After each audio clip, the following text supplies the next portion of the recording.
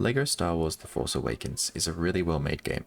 It's entertaining, visually pleasing, and it's just dumb fun. However, I don't think I can recommend anyone buy it. Did the intro grab your attention? Probably not. I'm experimenting with the format of these videos, and it'll take a while before I'm really happy with it, but I appreciate you watching in the meantime. This is the next episode in my series where I complete all my unfinished games. In the video, I'll complete LEGO Star Wars The Force Awakens. My criteria for completing the game are to finish the main story. This allowed me to experience the core of what the game had to offer, enough that I understand what the game was trying to achieve, what it succeeded in, and where it failed. There are 6 mainline LEGO Star Wars games. The 3 that I've spent the most time in are the Complete Saga, released in 2007, The Force Awakens, released in 2016, and the Skywalker Saga, released in 2022. I remember playing the Complete Saga as a kid with my friend, and absolutely loving it. Since then, I've always had a soft spot for LEGO Star Wars games. I bought The Force Awakens back in June of 2019, and played it for a bit over 6 hours. I remember trying to collect all the studs or coins as I played. This is a trap that I often fall into, where I try to complete side activities, get bored, and quit before I finish the story. This cycle is what I'm trying to break by starting this series, and so far I've been loving it. The first thing that caught my eye were the visuals. The developers managed to use lighting and animations in a way that makes a game about LEGO look beautiful. I often caught myself watching the fire dance around, or appreciating how the color of the light changes the color of the room. Simple things that always make a game nice to look at. The animations and cutscenes are smooth and add a bit of silly comedy to each scene.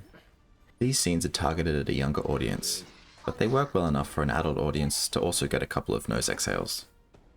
Next up is gameplay. I felt that it worked well enough here, and there were only a few points that I really disliked. These were the cover shooting sections and the boss battles. The cover shooting sections didn't feel good because your camera movement is restricted more than it already is, and aiming doesn't feel rewarding at all because the enemies take a while to kill, no matter where you hit them. The boss battles weren't well designed either. They often felt clunky, and most of the time you're just waiting for the next moment that the game allows you to damage the boss. I understand that I'm not the target audience here, and the gameplay is balanced around much younger players, but I also know that these issues can be fixed without compromising the younger player's enjoyment. Overall, the gameplay is classic LEGO Star Wars, with just a few mediocre sections. There isn't much to say on the story front, as it follows the movie beat for beat. As for the voice acting, it seems as though they were able to use the voices from the movie and just paste it into the game. What was your job when you were based here? Sanitation. Sanitation? Most of the time, it's pretty great, as it's coming from world-renowned actors and actresses. There were a couple of times that the cut and paste method made the scenes feel a bit weird and empty, but overall, I had no complaints. I didn't have any issues when it came to performance. I played on a 3070 Ti in 4K resolution. There were only a couple of frame drops here and there, but I doubt many people will struggle to run this game, especially in 1080p or 1440p. Moving on to levels, they're all really well made, especially for the target audience being younger kids.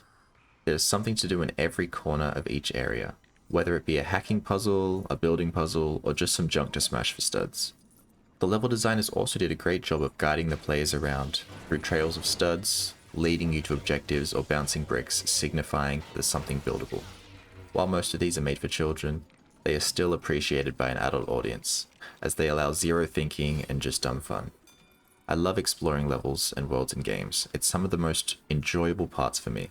LEGO games always reward you for looking around and getting to hard to reach places, and The Force Awakens is no different.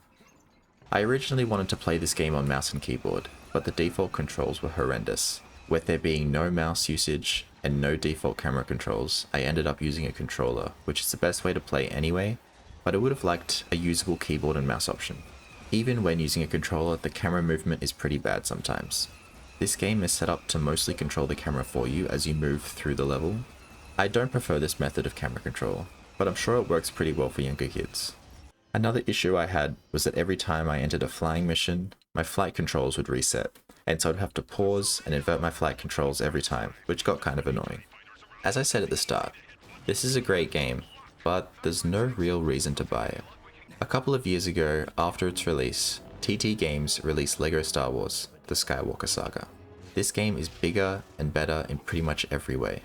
Gameplay is more varied, with different character classes, unlockable skills, combos, and 100 more characters to unlock, with skins for many of them. The levels are much more varied and have large hub areas to explore, on top of having more than double the number of levels, and revamped versions of the levels in The Force Awakens. You're able to control your characters with regular third-person camera.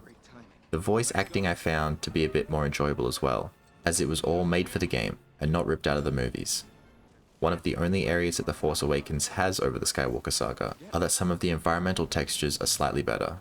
This can be forgiven in my opinion, as the game is so much smaller and therefore has fewer art assets to work on as a whole. The only reason I would recommend buying The Force Awakens over the Skywalker Saga is the price.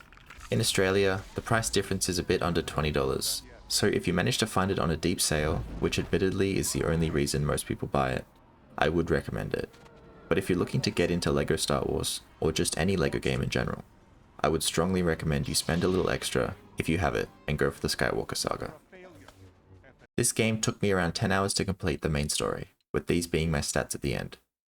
This is a very strange video to make, as The Force Awakens is honestly a really well made and beautiful game, but after the release of the Skywalker Saga, I just can't recommend you buy it over the other.